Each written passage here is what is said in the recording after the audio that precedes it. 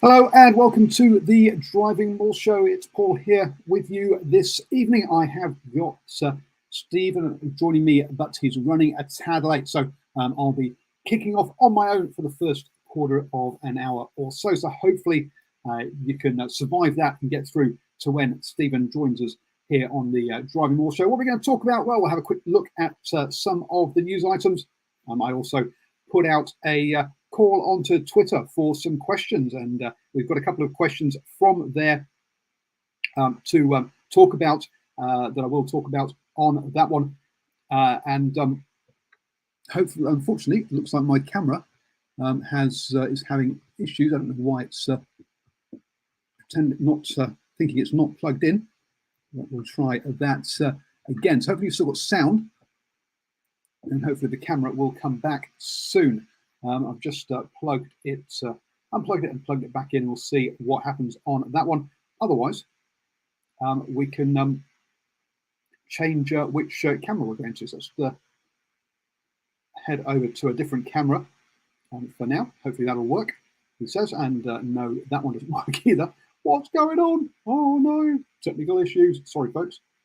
I just realized I got my branding wrong as well. So those of you on the podcast won't care because, hey, what does who cares about the what's going on with the picture when you're listening to a podcast? So I will try one more time to plug it in, and might have to go with no camera this evening if it cannot fix itself there. So that's sorry about the camera, folks. On that one, let's have one last try to see if we can change camera and see if we get a picture. And if not, we'll just get on with the show with no camera, folks. So I don't know why the camera's not working this evening, but hey, you can hear me. So hopefully that one will work. Well, hopefully you cope with that. And if I get some Stephen on board, then obviously we can have his lovely face on the show. Let's go on with the news then this evening, and we've had the Super Rugby fixtures have come out with round 2 is going to be the Super round over in where is it again? Melbourne, with all the games over there. That means that this time, though, last time it was all the New Zealand teams taking home games over there. This time it looks like it is a bit of a mix of them, because we've got some. What is it? So some of the games are between New Zealand teams. So Crusaders, Highlanders, and Rebels, Hurricanes would be on the Friday night. Moana Pacifica and the Chiefs. Now that's the Chiefs' home game, so I'm not quite sure which way round they are on the display I'm seeing here. And then Fiji and Drua versus Waratahs are the 2 games on the Saturday. And Sunday is Blues, Brumbies, and the Force versus the Reds. So it looks like it's a bit of a mixture next year of different teams on that one. So let's see how that pans out for that, because as I say, it wasn't great. There wasn't a great turnout to the show or to the Super round last year. That was all in Melbourne. So, but there we go. It's there again for that one. Other news: the Moana Pacifica are taking one of their games over to Samoa, which is fantastic to see. Now, obviously, the travel issues have been removed. I must admit, I've not checked to see where the Fiji and Drua games are going to be, and whether all their games will be in Fiji, or if they will be hosting some of their games in Australia, like they did this year. Having a quick look on the Tribe Sports app, the best place for that. It looks like, yes, Fiji and Drua on their TBD, it says at the moment as a venue in Fiji. So hopefully Fiji and Drua will be able to host all of their games in Fiji. Moana Pacifica, as I say, taking one game over to Samoa. All of the rest will be held or will be hosted out of Mount Smart Stadium again this round. So on that one, because of the Super Round being in Melbourne, that means that the Crusaders, Rebels, Moana, they've also got Moana to go down to the first round. I'm pretty sure the Chiefs have had it down as one of their home games. So we'll have to see how that how Super Round goes on that one. Not sure about that one as to which ones the home teams for those games in Melbourne.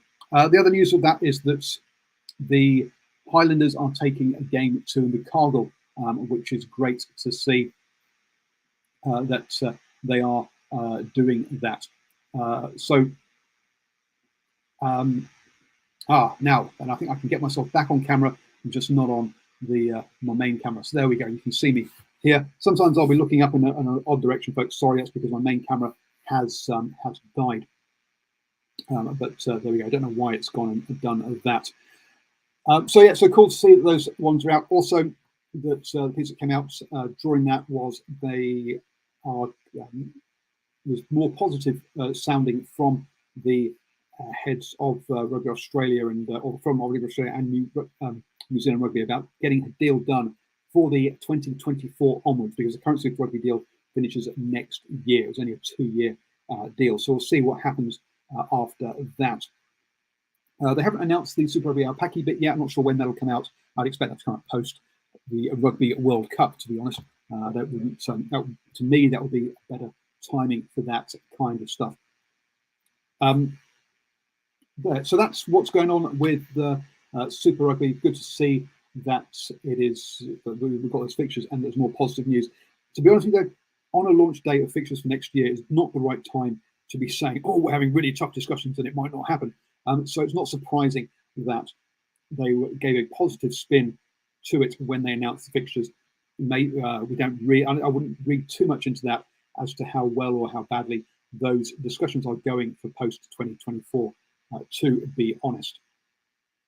The other big news to come out comes actually from the Northern Hemisphere, where their season has kicked off with URC, the Gallagher Premiership, and the top 14 all underway up there with a few rounds in already.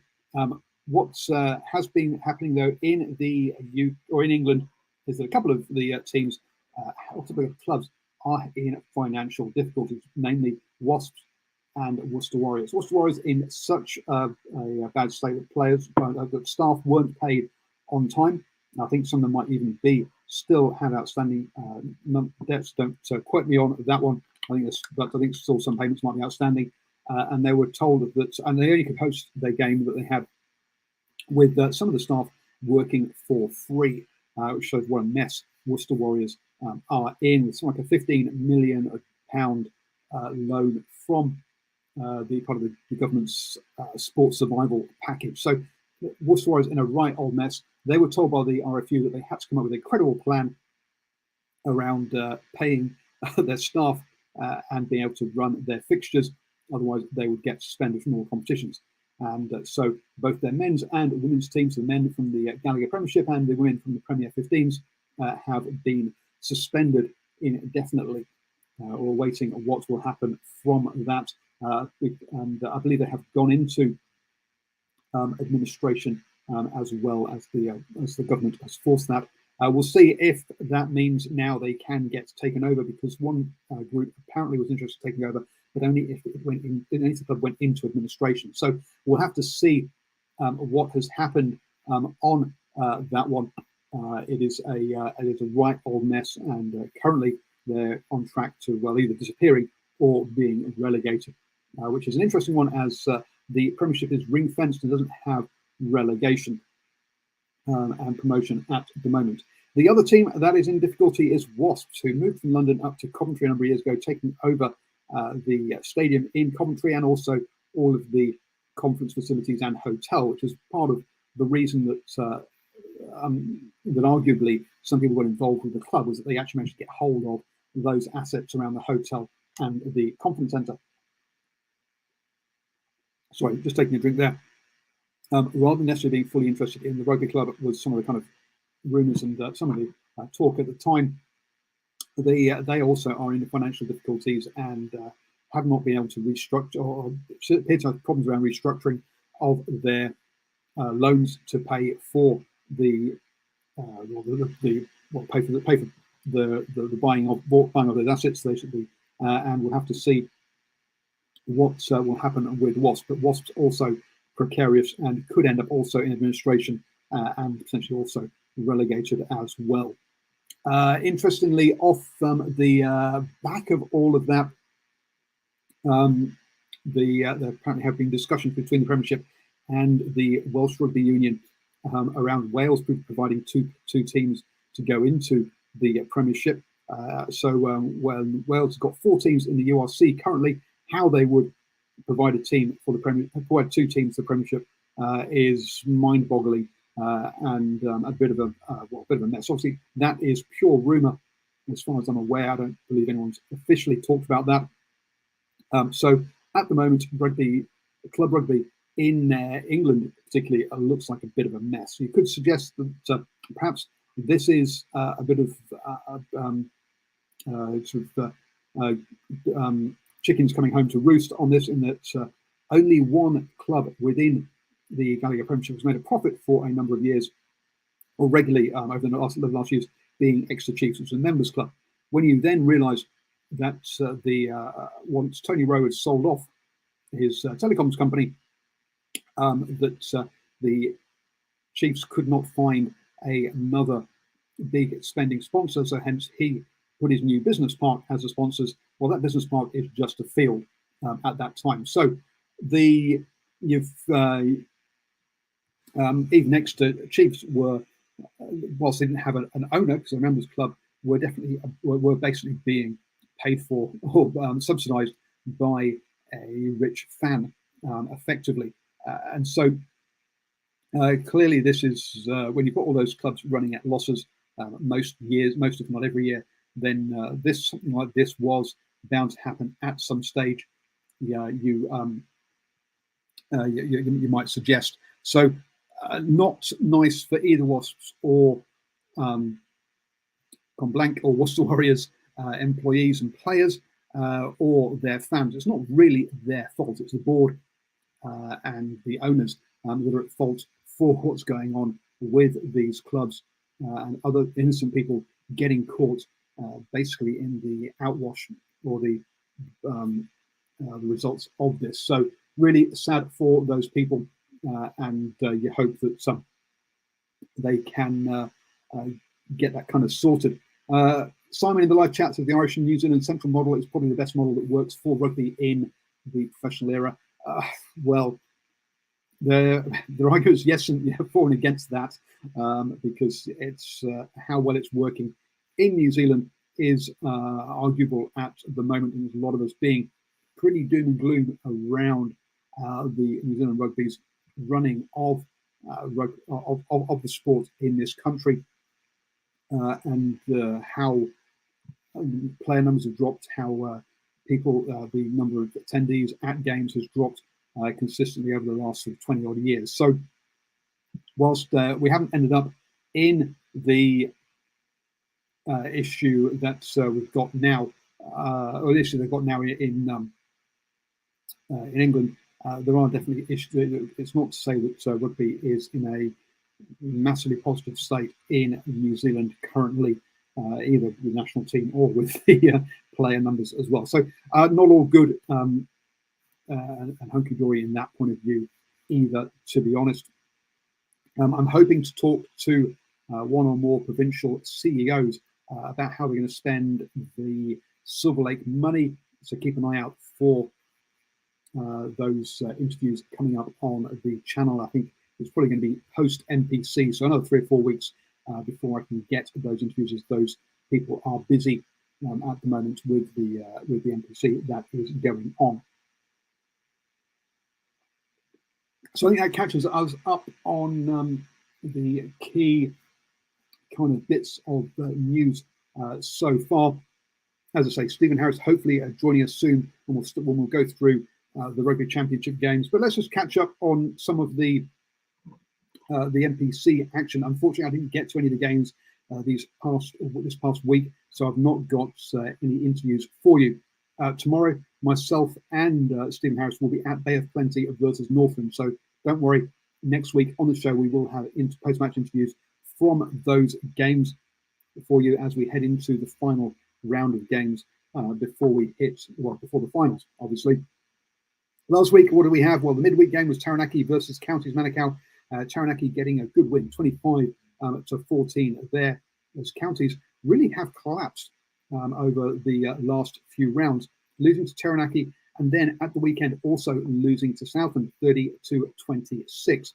That means that Counties are currently on I think it was 3 game losing streak. After beating Manukau, they played Canterbury at home, one you'd expect them to lose, but then to lose to both Taranaki and Southland, two teams who haven't been going that well this season, sees Counties Manukau slip totally out of contention for the finals. So they can't reach the finals going to this last weekend, as I said, on 19.7 points behind Otago and also Hawke's Bay in that pool. So really disappointed for Counties, who were having a positive season up until these last couple of games. Massive win for Southland, mind you, getting their first win of the season. Clearly, they're not in the contention for finals footy, but to have actually put a win together. Hopefully, you've listened to our interview with the head coach of Southland on that one, and how they're basically struggling because of injuries. It's really good to see them actually get that win on the board. Now Manukau being the only team that hasn't had a win all season.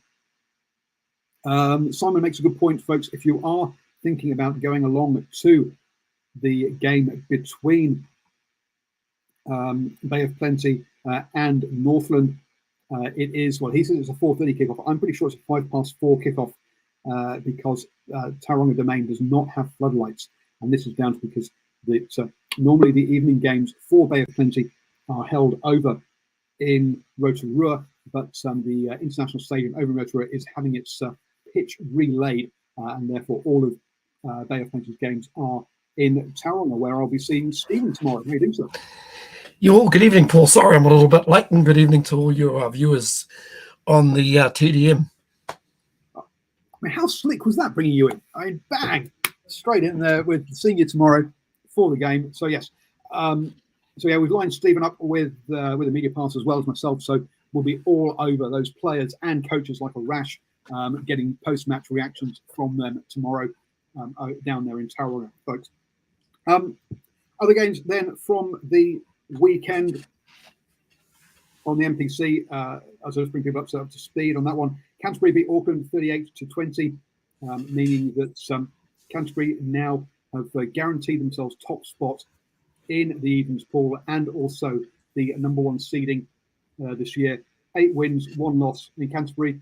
Stephen, looking like champions elect. Someone's going to have to go through them to get the championship, aren't they?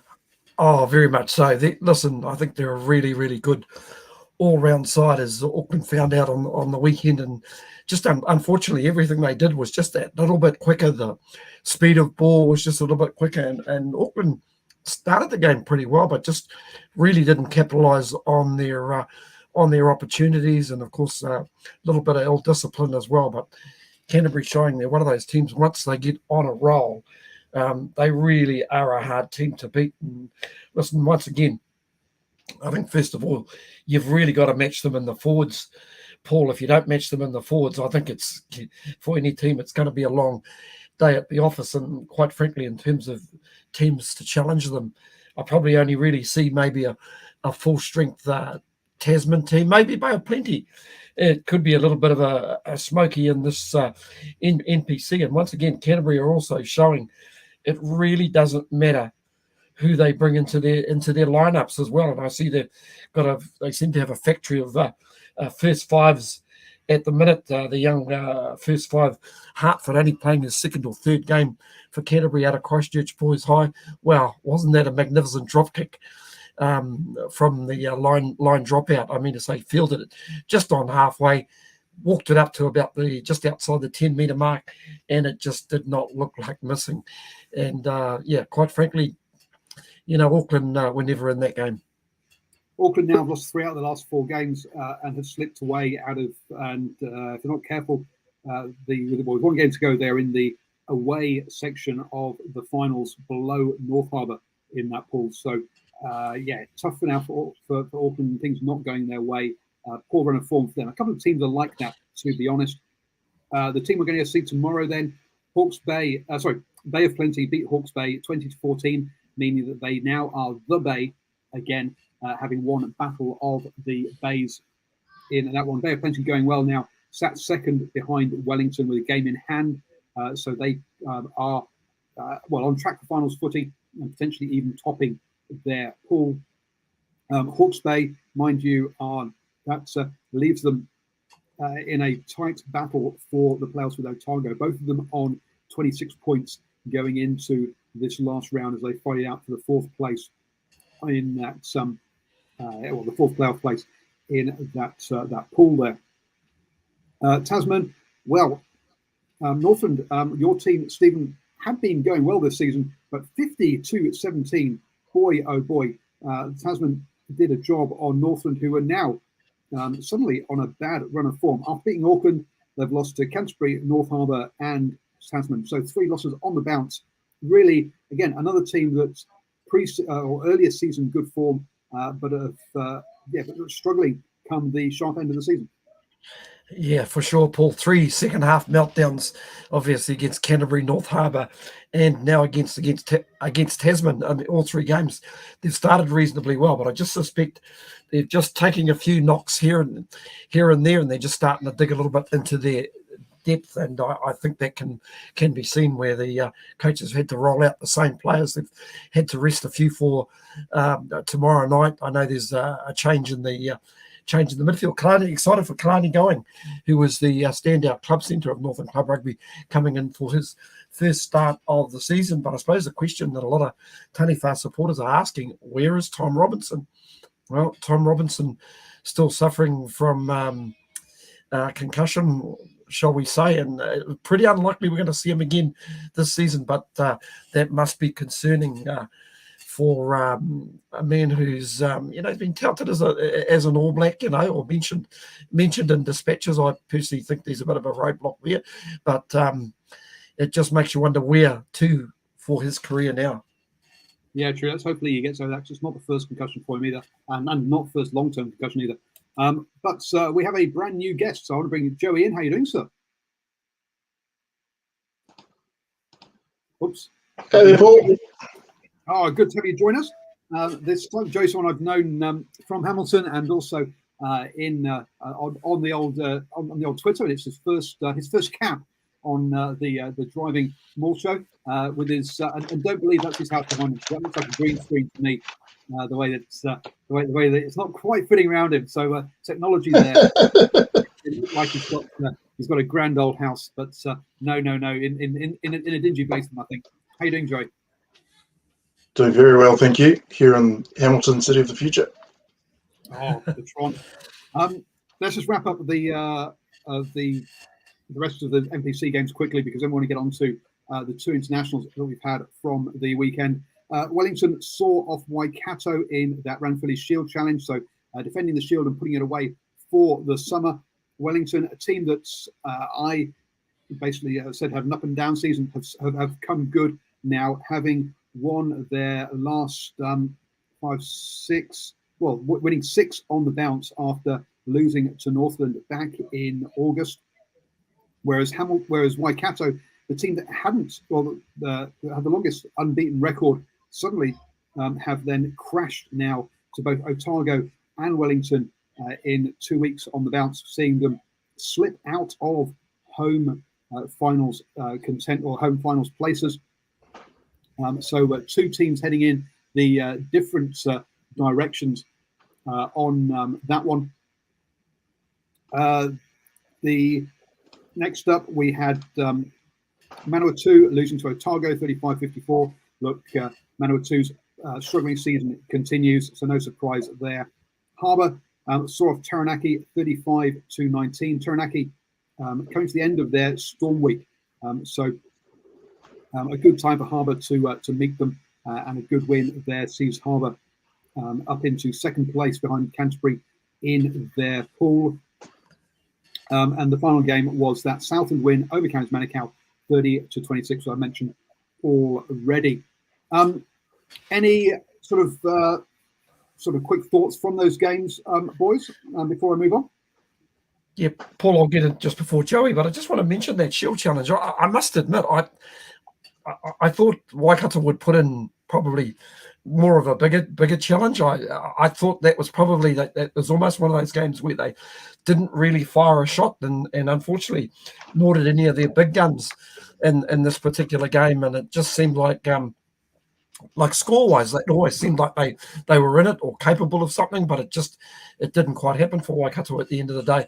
And just in terms of the rest of the results, I thought they all were pretty predictable, bar that last result. Listen, really stoked for the Southland Stags. They've been close in a couple of games, especially earlier in the season, and that's a lot of credit to Dale McLeod, who's picked a lot of guys out of club rugby. So it was good to see those guys get rewarded, and they had a few injuries as well. And I know that Dale's own son, Jack McLeod, started at first five and made a pretty good fist of first five, and a pretty impressive win when you actually think that they also got a red card during the game, a 20-minute red card, came back and won that game. But yeah, just probably the one that just disappointed me, and I know Joey might want to touch on it as well, being a man down there in the Tron.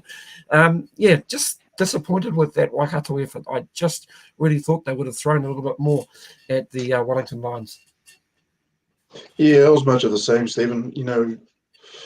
Waikato I was expecting and kind of quietly hoping that they'd come away with the result and bring that Shield back up these ways. I noticed that there was a tweet there about the fake Hawks and there's only one bay. Be interesting to know what the majority of the listeners also think is the actual bay of those two. So, but yeah, it's a tough one. Even like a team like Counties to go down there and play against, was it Southland, and not come away with the result is must be disheartening for them to go all that way. And because I know what it was like when we played for Northland and went down there, it was the top of the country playing against the bottom of the country, and we know that feeling. But yeah, like you said, nice to see that. Actually, that Wellington actually put on a performance and, came away with the win. And this is a bit of history in the making again for them. It's been a long time between drinks for those guys to lift the Ranfurly Shield. Don't even know when the last time was. When was it, Paul? Do you know? Oh, well, Mr. Google will tell me in a second. I think it was about 2000. Are we talking about Wellington? If we are, about 2007, they took it off Auckland, I think it was. If we're talking about Wellington. It's like 15 years, isn't it? 14, 15 years. Yeah, 15 years between drinks. So, no, it was nice to see a result like that for those guys, especially with Duplessis leading them. I think if he sticks around, he may be due some higher honours if he sorts out those parts of his game that maybe he's had a talking to from the coaching staff of the ABs. It's the Wellington had 11. When it had it 11 times, only 40 successful defences, which is less than teams like Taranaki and Hawke's Bay. So you'd think for a big province like Wellington, they would have perhaps a stronger. That's what I'm looking for. History in the Ranfurly Shield, but it looks like they're not one of the. They're a province that doesn't get it as often as perhaps you might think they would. And also, right, there's two disjointed efforts by Waikato in a row, running out of steam. Look, they're a pretty chaotic attack style that works. When it works really, really well. When it doesn't, perhaps lacks the structure that some of the other teams have, and perhaps their all-out attack isn't when they get shut down badly, unfortunately, on that one. Oh my word, I go from having a show on my own now to being swamped with guests with John. Now what we'll have to do, folks, is tell John that we're not talking about South Africa for another 20 minutes, then he'll probably disappear and come back again. But so don't worry, we'll get on to it, John. But how are you doing, sir? I'm doing well, thank you, gentlemen. How are you all? We're very good. Good, thanks, John. So that kind of wraps up our NPC side of things. I just want to go on to some questions we've had from Twitter, and then we'll get on to the internationals and Rugby Championship games. First up, we had one asking about my thoughts on the Worcester Warriors, and I think I've already said that during the news section. So, folks, if you've joined us now, listen to the recording, wind back onto that one, and I'll talk you through those. But some questions from Twitter. Mr. Rugby says, "Is rugby doomed from poor officiating, or is it just as Aussies having a whinge? Would we still be whinging if we were back to number 1 or 2 in the world?" Look, the state of the game at the moment is, number one, first off, Australia's not the only ones who like to whinge. The South Africans are very good at it too. And a few other nations as well. In fact, it seems to be every rugby fan seems to find a way about complaining, or every about the referee. The referee seems to be the majority of the conversation on Twitter during a game, which is a real sad place to be. And the fact that our game has gone into that area is a problem. Is that poor officiating? Is that poor? Is that how the players are playing, or is that the law books being set up incorrectly? I'm not sure which answer of those three it is, but it is a problem for the game, and it is causing definitely switching off a lot of people. John, as you knew, I'll be the first bite of the cherry on that one. Thank you. I think that there's a couple of things that we need to differentiate in this argument. One is, and I'm sorry to say this for all our Australian listeners and viewers, that there is a difference between a referee making a poor decision which is out of your hands and putting you and your team in a situation because you do not listen to them. And Australia, as much as they can jump up and down as a crew and as a team and as a squad and as the broadcasters and say this has never been done before, they had been warned as a team again and again and again and again to get on with it and didn't listen. So that situation could have been completely avoided if they had listened to the referee. So they put themselves in a situation where they could be affected by not following instructions. So from that perspective, you almost need to take, and it was very interesting to me to see that the referees recently retired in the last 2 years, who refereed the last World Cup final. Everyone's favorite referee, the Welshman. What was his name? Come on, Paul, help me out here. Nigel, yes, whatever his surname is, that one. He, in his post, and I respect him a lot as a referee, he said, in his opinion, the decision was 100% correct. So agree with it as a precedent or not, Australia put themselves in that position. The issue that we are having that is so bad about refereeing is point number 2, that although mistakes are human, and referees will always make them because they cannot see everything. And I learned this recently because I've been reffing some games and filling in as a ref. And there are times where I'm unsighted and people say, how can you not see that? There's a player standing right in front of me. I couldn't see it. The real problem that we have is on replay with time and with clear visual evidence. The video ref, the TMO, is making mistakes. And that is the part where I think we've got a major problem. Because if you can't get it right on replay and everyone can see it, then there's a serious judgment issue that's at fault here. Yeah, absolutely. You got to, the TMO needs to. We need improvement TMO. When people at home can see something a TMO can't, yeah, you do wonder what's going on. Very true. Joey, thoughts on refs? My thoughts there have always been since the beginning of, say, the third match official has been, sure, you can have a third match official to lean on if you're not quite sure, but relying on it too much, I think, has kind of spoiled certain moments in rugby history where you expect, a big finish to, somebody's scored a try. It's obvious to the crowd. It's obvious to us at home watching on TV, but to the ref on the field, he may not have seen it or seen enough of it, or even his powers on the side to give a proper call on whether or not it was legitimate. That going upstairs in those moments, yeah, maybe it's something that's needed. But I have seen moments where I really felt as a fan watching TV, I wish the ref at the time had just backed himself and made a call in the moment. Obviously, he has to see enough of it to make a call. But I feel that a lot of refs are just mitigating that risk by going upstairs every single time rather than once in a while backing themselves with a call. Yeah, to me, I think the problem there is you're asking for consistency and you're asking for a feel of the game, and somehow I don't think you can have either. You're going to get one or the other. That's the problem there.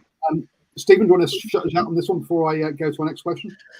Oh no, I think pretty much agree with that, John and Joey. I suppose the only thing I really want to say, I think for Dave Rennie's sake, his team's they've definitely got a discipline problem at the minute.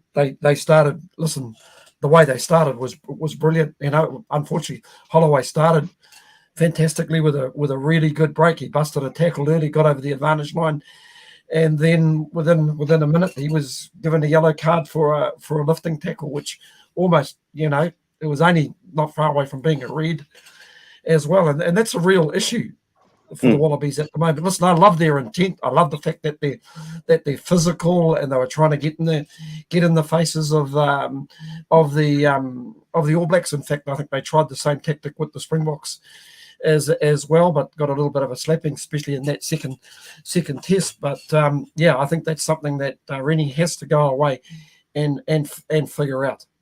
Well, we'll be coming back to this because 29 penalties and 2 yellows in the Bledisloe Cup pales into comparison to the 38 and 6 yellows in the South Africa Pumas game. So, yes, boy oh boy, no doubt we'll be talking about this more later when we get on to the games.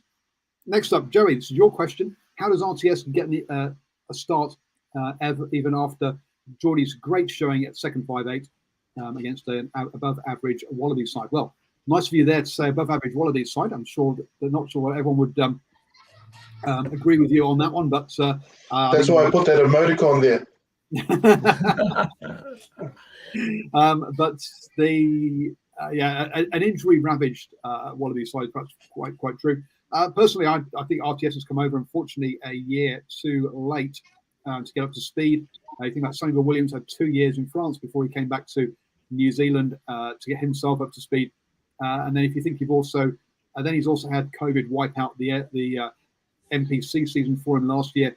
I just think he's had enough rugby in him to prove his worth and get into the side. But Stephen, you're a man from Auckland who gets to see him. So what do you think?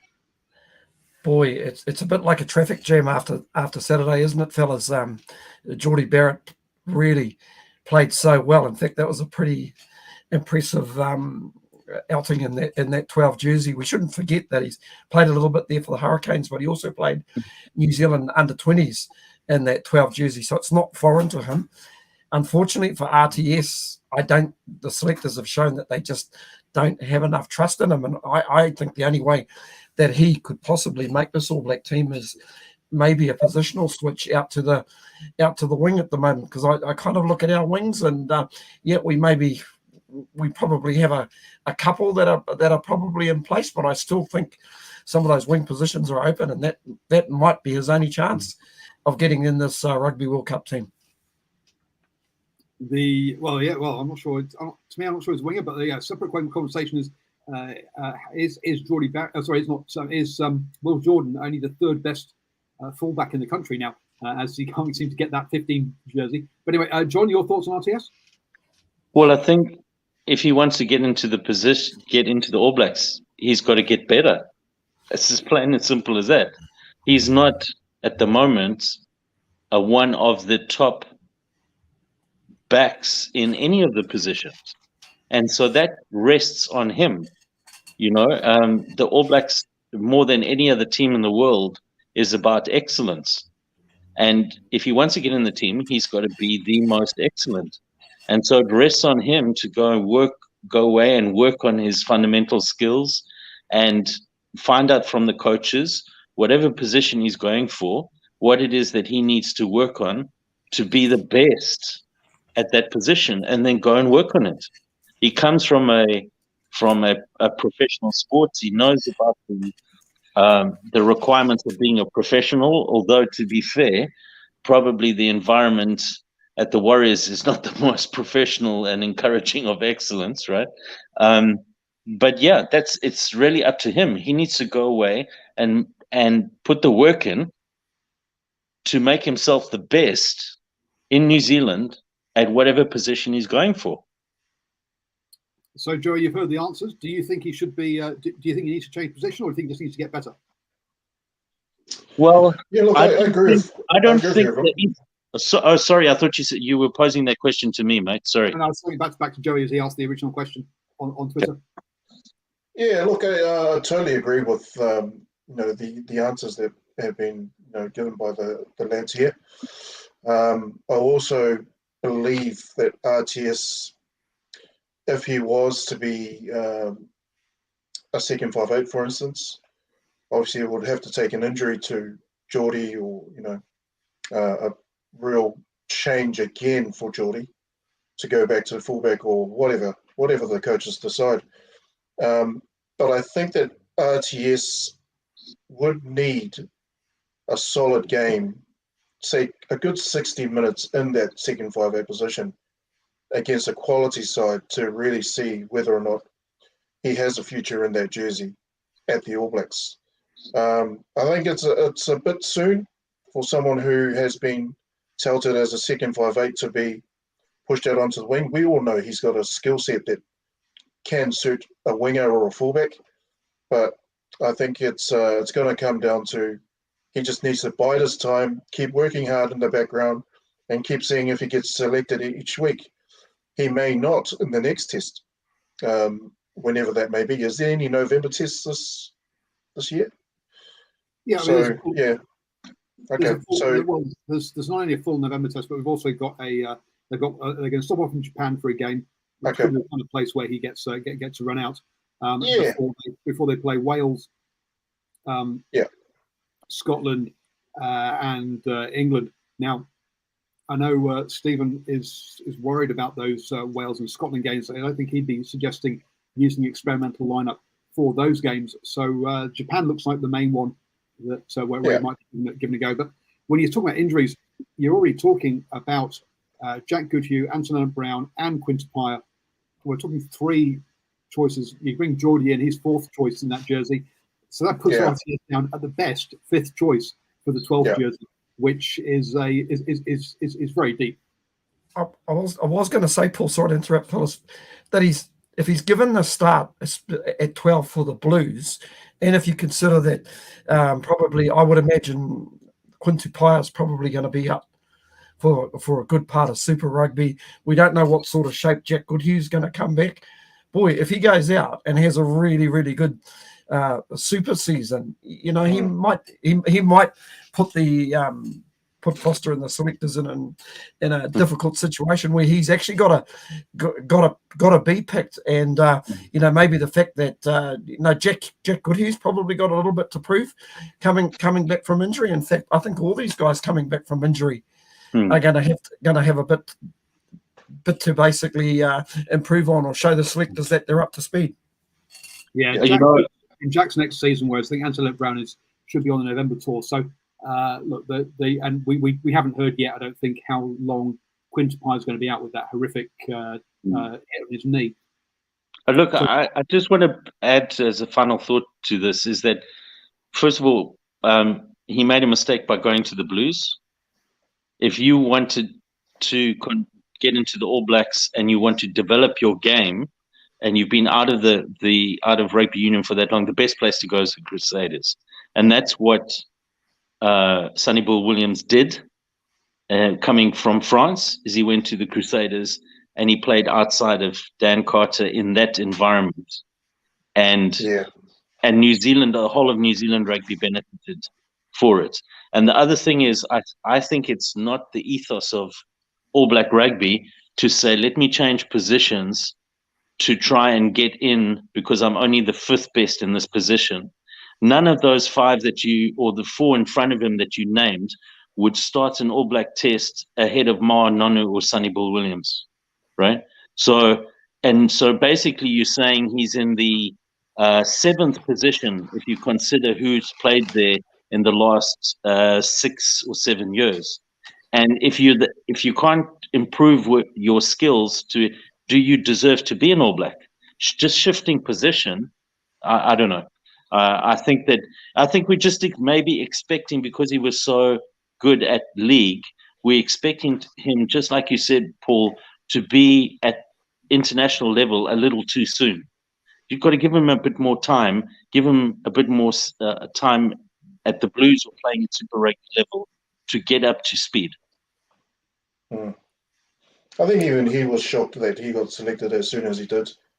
But also, totally agree with you, John, that Crusaders is basically where you want to go as a league convert back to Union if you want to become an All Black like SBW did.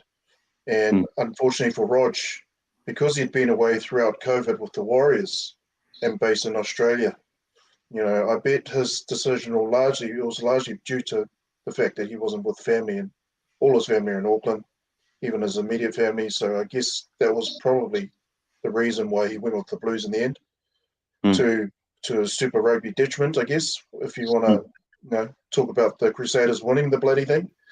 But also, it's one of those things where he just has to, if he really wants a chance, or if he wants any further opportunities in the All Blacks jersey, he's got to tick all those boxes for the coaches, for himself, for everybody in the background, and keep working hard and keep taking whatever opportunities he gets and try and show his skill set in whatever jersey he gets given. But yeah, I totally see where, say, Jack Goodhue, a fully fit Jack Goodhue, could come back and take ownership of that jersey once more, like he did previous years. Tupaia, unfortunately for him, like you said, Stephen, he's probably looking at a majority of the Super Rugby season out. And in World Cup year, that's probably not going to do him any favours. Then you've got Anton Leonard-Brown, who I don't know when he's due to come back, but we all know how good he is in the All Black jersey. So you've got all those players in front of him. And I'm sure he's done the math. I'm sure he's done all the mapping out of what his journey could look like and what opportunities he needs to get in order to cement himself a spot in that squad next year for the World Cup, if that's what he's looking at. And if that's what the coaches are potentially looking at, they need to test him. They need to throw him in the deep end somewhere in one of these games this side of the new year, because that's the only real way they're going to see whether or not they're going to include him in that squad next year. Yeah, we'll have to see what happens with that one. As I say, Japan looks like his best opportunity to nail it, but again, against a tier 2 nation, how meaningful is that performance in the end? We'll have to wait and see on that one. Personally, yeah, I think he's probably left it too late. We're not going to see him come through. Let's move on then and talk about the games from the weekend, as we've going to overrun massively if we give either of these games the amount of time they deserve. So unfortunately, we are going to run through these very, very quickly. One of the things I like to, one of the few pieces of mainstream media I do like to look at is the Aaron Gooley's, Goyle's, sorry, not Gooley, geez. Well, I mean, I've got to so much at school. Sorry, Aaron. Have you got Goolies on the brain? Maybe I do. Aaron Goyle there. He does a by the numbers thing after these games. And I do find them kind of interesting and fun. So that's that now. 48 games on the bounce that the All Blacks haven't lost at Eden Park. It does include 2 draws, to be fair, going back to 1994. which is absolutely nuts on that one. A talking point when it comes to the what do you call it, the fallout of this game. Dave Renning's win percentage with Australia down to 38%. That's a very low number, and there has been a number of people questioning that whether he should stay on. Just run through a few more numbers then on this one. Sam Whitelock and Brody Retallick have now started 63 games for the All Blacks, equaling Victor Matfield and Bakkies Botha's world record of starts for international locks. So congratulations to them. That's two sets of very, very good locks. Let's be honest. Also, Sam Whitelock has matched Richard McCaw's record for starts. Is it starts or is caps? Maybe it's caps actually. With his 34th Bledisloe Cup appearance. So Richard McCaw and Sam Whitelock now lead that list, which I thought was another impressive one. So Sam Whitelock breaking records there, showing, I guess, his longevity playing at the top level has been fantastic to be able to break those kind of records. But how did this game go then? Very quickly, the All Blacks went out to a 17-0 lead in the first half. The Wallabies failing to execute, and probably should have put some points on the board, including Corey Betty's foot on the line there. Jordan, 21 tries from 21 tests in that when he scored his try in that first half. That is a remarkable record from him, and that was a wonderful try that he scored. With the All Blacks scoring first in the second half, essentially, for my mind, that puts the game to bed, and it was all over at that point at 24-0. The Wallabies did get a couple of consolation tries late on, so it finished 40-17, a comfortable victory for the All Blacks, and putting them in a position to go on to win the Rugby Championship. So, surely, Steve, I'm going to let you have your first hot takes or your first thoughts, main thoughts from the game on this one. But surely, Mr. Foster's putting himself in a fantastic position, being a Bledisloe Cup and Rugby Championship winning coach. And since he's brought Ryan, is it Ryan? I think it's Ryan, and Joe Schmidt into his coaching setup. Boy, it's the perfect ticket to take them through to the Rugby World Cup. Everything's rosy. Yeah, hang on, I'm just choking on my humble pie here. Listen, probably it was a very impressive performance from the All Blacks. It was actually similar to that second test against the Pumas, where, something we haven't always got from the All Blacks in the last couple of years, and you got to put that down to the opposition as well. But that was close to a complete performance that they put on. Unfortunately, was made very easy by an Australian team that were just so ill-disciplined and were constantly on the back foot. Especially, it's not often this year that we've given a lot of praise to the All Black tight five, but also I thought the loose forward trio. I thought collectively, as a collective, that's the best this trio have actually have looked this year. They look like they were actually working in tandem, but. Listen, at the end of the day, for me, it's a good win, but I don't think we'll get a real handle on where this All Black team is until they hit the northern hemisphere. Australians, for me, were just a little bit disappointed, but I know listening to Jeremy Paul yesterday on SENZ, I actually rang him up and basically said to him, listen, if you, in a perfect world, if you could pick your best Australian team, what would it be? And let me tell you, it looked nothing like the team that they actually had on the paddock on the weekend. No doubt they've got some world-class players, and I've been really impressed with Rob Valentini. He's been very good. I think Pete Samu has been really good since he's been given that opening start ahead of Michael Hooper. But boy, they just miss a little. No doubt they've actually got some attack, but they've got to get that discipline sorted out if they're to go anywhere. But your question with regards to the All Blacks, it was definitely about a 7.5, 8 out of 10 performance from the Blacks. So happy with the performance, but tempered with some reality as to where this performance stands. It sounds like from Stephen. Joey, what were your thoughts from this key takeaways or key thoughts from this game? And Joey's done the same sort of thing that trick that Stephen normally does, which is leaves. Oh, he's hit the unmute button. So you're talking about the Aussie Wallabies, the Wallabies All Blacks game, eh? Well, yeah, what is All Blacks game? What were your key thoughts or key takeaways from that game? I think like one of the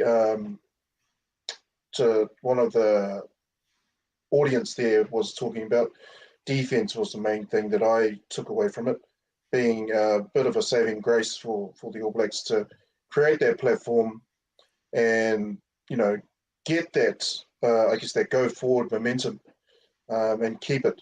You know, that lead was held for, what, a good 60 minutes before Aussie then decided to come and play and scored a couple of tries. So it was unfortunate for me as a fan of the All Blacks to see them let Aussie get to double digits. I would have hoped that they would stay on 7 or even 0. But I suppose that's the game of rugby for you. And that's, you know, the Aussie spirit. They always seem to make these comebacks out of nowhere in short amount of time. And luckily, I think for the All Blacks, there wasn't another 20 minutes on the clock where the Aussies could have, you know, probably snuck in a couple more tries. Then the game would have been really interesting. I think Lomax, I agree with Nocturnal Rights. Lomax has really come on this year. I also think Ethan de Groot has come on as well. I'm really enjoying some of the banter that he's starting to put out there that's showing up on the mic. As a former front row myself, I think my preference for hooker is Taukeaho. I really enjoy his abrasive crash and bash type of style. He seems to love the contact and the collision, which is what I enjoy watching as a fan as well. So, and it seems to be working for him. You know, it seems to be working for him, especially when it comes to, you know, those broken plays where he ends up in the back line and manages to get himself a meat pie. Those rolling mauls, I think, are still underutilized by the All Blacks.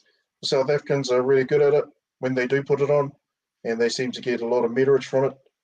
Why not the All Blacks? You know, All Blacks, I think they need to have a bit more, I guess, faith that these rolling mauls that they put on do work when they do get a roll on. A couple of your comments in there about the coming to play and the defence. Show up in the stats. So turnovers conceded 8 by the All Blacks, 15 by the Wallabies. Yeah, but they broke down too often. From a defensive point of view, the All Blacks made 92% of their tackles. When the team's making above 90, they're hard to break down. 82% by the Wallabies. So yeah, again, that's probably one of the big differences between these two teams. John's dropped out, but he's come back again. John, your quick takeaways from this before we move on to the Springboks game. Terrell Lomax, Ethan de Groot looked like beasts. Looked like a potential long-term solutions, especially for the World Cup, which is more medium-term. Geordie Barrett at 12 looked like a real goer there, and I like something that Stephen posted after the game, that his first choice backline would be Geordie at 12, Anton Leonard-Brown at 13, move Rico out what's his name? Rico number 13. What's it? Rico out onto the wing. Yes, move Rico out onto the wing, keep Will Jordan, and then have Beauden Barrett at 15 and possibly Damian McKenzie back on the bench. And so you have a lot of flexibility there, a lot of players that can cover multiple positions. And if necessary, I know it's not the way New Zealand normally does it, but you can go then with a 2-player on the bench, 2 backline players on the bench, if it's something that you're looking at countering like a big South African pack and their bomb squad. So it opens a lot of options for you that way, because a lot of the players can cover multiple positions. I like that. And then just the tight 5, as exemplified by De Groot and Lomax, really put it to the Aussies. And my final thought from the Aussies is that there are some serious concerns for me about the way Dave Rennie coaches. And it goes beyond his 38% win record. It goes to the behavior of his team. They are committing some exceedingly poor personal fouls, acts of dirty play, things that in rugby circles are just totally offside. The way that they have brought about injuries like Quinn Tupaya's injury, that was just a complete grub-like move. And what concerns me, and Steve raised it about a couple of times already, about their discipline. Discipline is a cultural issue in an organization when it comes to playing rugby. And if you're continually losing discipline, it's a cultural issue. And that is purely, the coaches are responsible for that. Yep, no, understood where you come from that one. Yourself and Boa in our private chat both are unhappy with particularly with some of that coaching thing. I think on the win record, well, my mistake, I think that the All Blacks seem to have been forced into perhaps their best selection for injury, particularly around those props, and also Geordie into 12. Geordie in 12 is one of the things I've been wanting, that I've been advocating during the season. I think he's the kind of size of body. He has the kicking game, the passing game, and the running game that you want in there in that game. Yes, is he Matanonu? No, he's not. But he is. He's got a similar sort of size, or perhaps he's not quite as powerful, but he's got a more educated kicking game than Matanonu, especially when he started anyway. So I think he would be. I think that they've sort of been forced into good selections. From a Dave Rennie point of view, look, I wouldn't worry too much about the win record because of the vast number of injuries they've had has been crazy. Now, whether you blame that on coaching and also strength and conditioning and say, hey, that's part of the coaching thing that's causing those injuries, maybe not, I don't know. But for me, he said, far too many injuries for you to worry too much about the win record per se. So I think he's still the right guy there. Has done some very good cultural things in there. I understand the concerns around the style of injuries they've created and style it through some of their clear-out record, particularly by Mr. Swain, who has had a rather lucky. And I guess, actually, should we be surprised that players are cheating when we see the unions at the top, the management, also looking to circumvent rules as best they can by sending Darcy Swain on the A tour? We'd know he probably would not have gone on that if it wasn't just to try and wipe out games like suspension. Is this a go at the Australian rugby? No, it's not. Look, New Zealand rugby have used a game of 3 halves before, and at the time, I said that should not be included in a suspension. That is that's wrong. So I'm not saying that Rugby Australia, that Australia Rugby is the only one that does this. I'm saying that all unions at that level, if they see a way of adding an extra game in to a player's suspension to get him back quicker, they'll do it. Is that in the spirit of the game or the laws? No, it's not. If they're if they're looking at circumventing the laws, we probably shouldn't be surprised that the players are, or the coaches are, and the players are as well. And it's an endemic thing from top to bottom. The laws are there to be broken, not to be followed. The thing that concerns me, Paul, is that when Darcy Swain's actions became clear on the replay, and Rennie was asked about it post-match, he actually came out and defended Darcy Swain. That was the time, as the coach, maybe you don't throw your player under the bus, where you go, you just keep your mouth shut. because anybody who's been involved in rugby and anybody who is a rugby man would know that that particular action among rugby players is considered as about as bad a thing as you can possibly do. And you can ruin a player's career by doing that. You could end his career by doing that. And every player is at some time or another in that kind of compromised position where you are held in some way or a limb is exposed in some way. And if a player comes in and wants to break your limb, all of us, no matter how strong you are, because of the way rugby is played, is in that kind of position at some time, right? So among the certain things that you know as a rugby player that are completely unacceptable are kicking in the head, rucking the face, and doing what Darcy Swain did. That is way worse than throwing a punch, right? Punches arise from niggle, from people playing a little bit dirty, a little bit of pulling of jerseys, frustrations, whatever. All considered part of the game. If you cop a punch because you were causing trouble, it happens. What Swain did is completely unacceptable in the rugby environment. And he had the audacity, that concerns me, Dave Rennie, is to come out and defend him. What he should have done is just said, listen, yeah, that's not how we like to play the game. We'd like to just move on from this, and we learned that's not okay. And just not roll him under the bus, but also be a little non-committal. No, you'd be much more non-committal than that. So I didn't see it. I'll have to review it later. Is how you avoid the conversation. But yes, I understand where you're coming from.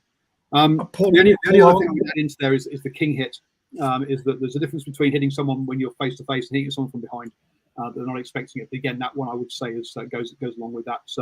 In that category of stuff you don't do, hitting someone from the back.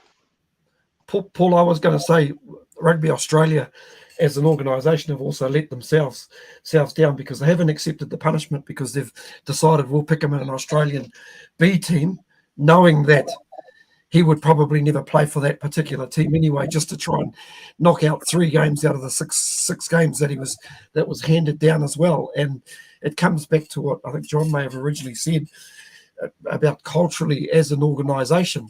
That once again speaks to their culture as well, that they actually haven't accepted what Darcy Swain did. And listen, we'll basically do anything, whatever it takes to get him back on the field. I think if you wanted to send a message out, I think you probably would have brought out your own suspension as well on top of the 6 weeks that he actually got. If the boot was on the other shoe, we would hear all about it. And I think the fact even that they basically rallied World Rugby on that final decision as well.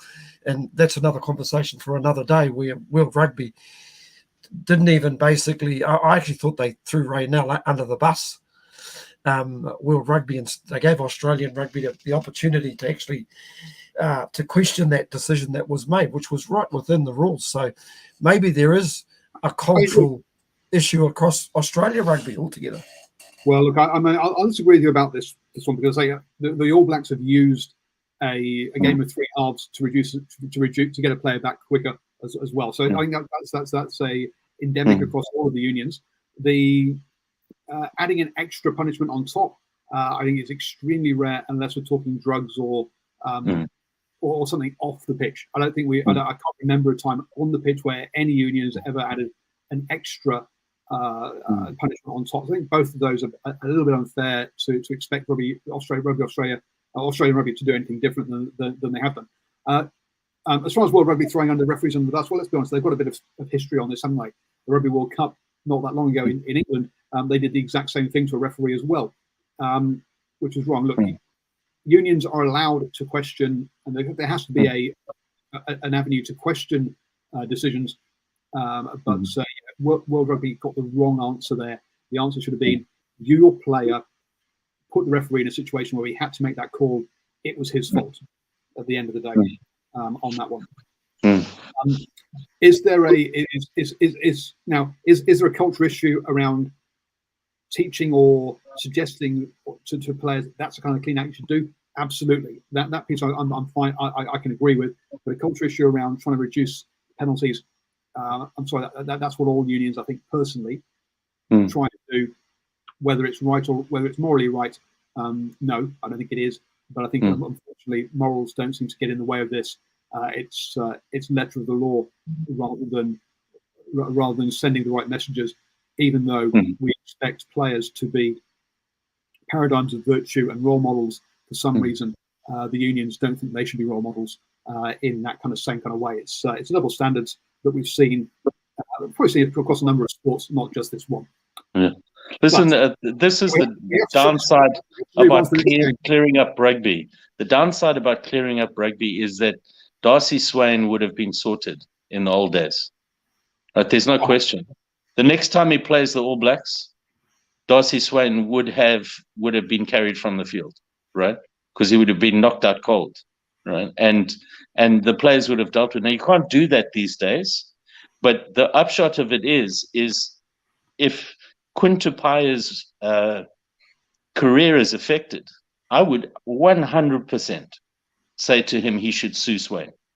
100% for loss of earnings, right? And that is what's going to come if rugby does not take action on these kind of things, you know. Take action. That's the only way we can get change. Unfortunately, the fact that it happened in Australia rather than New Zealand means he's actually probably got a leg to stand on. Unfortunately, New Zealand law with things like the ACC probably would mean that he wouldn't be able to. But anyway, that's another issue. And let's move on to the Springboks up against the Pumas. Look, I've not watched all this game. I watched through until early in the second half. In that first half, though, it finished 17-7 at half time. But the Springboks chasing a bonus point and also needing to get a big points difference for the Rugby Championship. You've got to say that the only time they got their tries were when Argentina had picked up yellow cards. And that had to be a bit concerning for the Springboks, not in so much the win, but in as could they get enough of the score to overhaul the All Blacks points difference. In the end, they didn't do that. Argentina got themselves back into the game early in the second half, getting it to 17-12, but 4 yellow cards in the second half. Oh my God. As I say, 38 penalties in this game. Now, look, we can complain about referees, but at the end of the day, if the players, it's the players who do things that the referees blow on. Yeah, that one clearly got a bit silly in this one to a level that I think a lot of people found hard to watch, unfortunately, on this one. But what do we have? 42 lineouts and a further 11 scrums, as well as the 38 penalties. Boy, oh boy, a lot of stoppages in this game and resets. If you couldn't score a first phase, then you probably were going to be in trouble in this one, looking at how often the game stopped. But I say I didn't watch the whole thing. John, I'm sure you did. Your key takeaways from this one? Am I being a bit unfair with some of those comments? No, not at all. South Africa were in a position that is almost unique to this competition. Maybe the Six Nations the same, where they needed to win the competition by scoring lots of tries, and they are not trained, they are not coached to be a team that scores lots and lots of tries. So they reaped what they have sown for the last 4 years or 5 years, 6 years, whatever it may be. They play a style of rugby that is focused around winning each test and not about scoring a bunch of points. So now they try to click into that mode, which is what was required to win the tournament. And they just didn't have the structures and they didn't have the skill set, some of them, as exemplified by Damien de Lende, who tried to distribute the ball behind the one-off runner coming on his inside, like some of the number 12s would do for New Zealand and for Australia. And a number of times his pass just wound up on the grass because he just doesn't have the distribution skills for that. So basically what I would say to any team that's playing against South Africa in the future and in the World Cup is if De Lende gets the ball, he is either going to he's probably 70% of the time, 75% of the time going to run it straight up, or he's going to pass to 13, right? He's not going to, or he's going to pass to the runner right next to him. He's not going to produce some wonderful magical distribution because he can't, right? The other thing that struck me as well is that Francois Steyn was a little too over-eager. He was almost trying too hard. He missed a few penalty kicks to touch because he was trying to bite a little bit too much and try and kick the leather off the ball. And that's probably an indicator, if you wanted one, that the last time he started a match at 10 for South Africa was 14 years ago. I mean, 2008, he started at 10. So I think that he's very much an option at 10, but you've got to give him game time, and you've got to just tell him at times Francois Steyn, with all of his talent, can be like an over-anxious schoolboy player, and just say to him, just calm down, trust yourself, don't grasp too much for it. And my other thought was Juan Martin Gonzalez. I think, yeah, Gonzalez is making a good case for being the best blindside flanker in the world at the moment. Yes, he is a superstar in the making. He really and truly is a superstar in the making. And for me, one of the potential players of the tournament. And depending on how he goes in the end of your tour for Argentina, he might make the short list for World Player of the Year, which is great for Argentina. It's great for them to have somebody to look up to. And the other thing, the final thought is, heaven help any team that plays against South Africa in their back line. If South Africa if comes back and South Africa starts Francois Steyn, Damien Delende, and at 13, and the South African first five is 113 kilograms, then I wouldn't like to be trying to attack. I wouldn't like to be trying to take the ball up or try and stop the heavy runners, because a couple of times the Argentinians ran at Francois Steyn, and he picked the players up like they were rag dolls and held them in the air, and creates the turnover. So a couple of things on that. We'll remember that we're missing both Pollard and Willemse and Am in that back line. So we are missing. This is not a first choice Springboks back line by any stretch of the imagination. And Jantis wasn't available for selection because of the scandal going on there as well. So it was the fourth choice. Yep, absolutely. And you're looking, but we look at some of the names in this, and you got to say that perhaps South Africa also relying on you've got players like Jesse Creel, Francois Steyn. You've also got who's the number 8, the old number 8 that wasn't starting in Vermeulen as well. Vermeulen. There's definitely a number of really aging players in here that perhaps are, well, I would say past their best, to be honest. But there is a bit of a Dad's Army look to a kind of like a third or of this team. And I know they said the same about the 2003 England rugby team went on to win the Rugby World Cup. But there is a bit of a a Dad's Army bit to that, which I think perhaps I thought the last Rugby World Cup would be their final hurrah. But anyway, John, I'm going to have to move on. I think Jasper Willemse is something I should have mentioned. He was man of the match, his emergence from major prominence in English Premiership rugby, to be fair, to this season really stepping up, and he is now the first choice ahead of Dwayne Vermeulen at 8. Is very telling, and he is starting to have a major impact as a ball carrier for the Boks. Okay, moving on then. Thank you, John.